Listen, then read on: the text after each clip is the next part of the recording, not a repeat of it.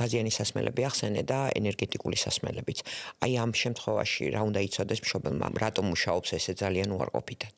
ის რომ ენერგეტიკული სასმელები იწვევს ონკოდაავადებებს და ასე შემდეგ, ამის გარდა და ამაზე ნუტრიციოლოგები ძალიან ბევრს საუბრობენ ძალიან კარგად და საინტერესოდ და ეხლა რომ ვისაუბროთ ასევე გაზიან სასმელებზე, რაც ბავშვებს უყვართ ძალიან. გაზიანი სასმელები კარიესულ დაზიანებებს ნაკლებად, არაკარიესულ დაზიანებებს უფრო აჩენენ.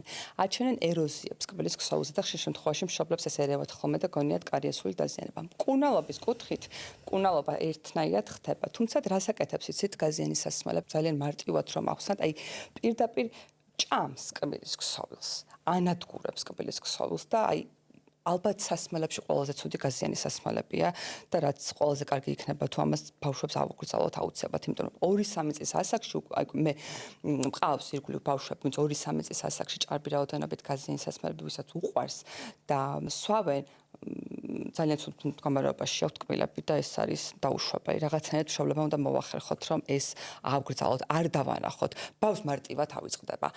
არ დავანახოთ უბრალოდ და რაღაცნაირად 1, 2, 3 რთული დღე გადავიაროთ და დავიცვათ მათი პერისყოს ჯანმრთელობა ეს არის. ალბათ სტომატოლოგიის შეშინების ნაცვლად ჯობია რომ ენერგეტიკულ და გაზიან სასმელებს შევაშინოთ. რა თქმა უნდა, კი.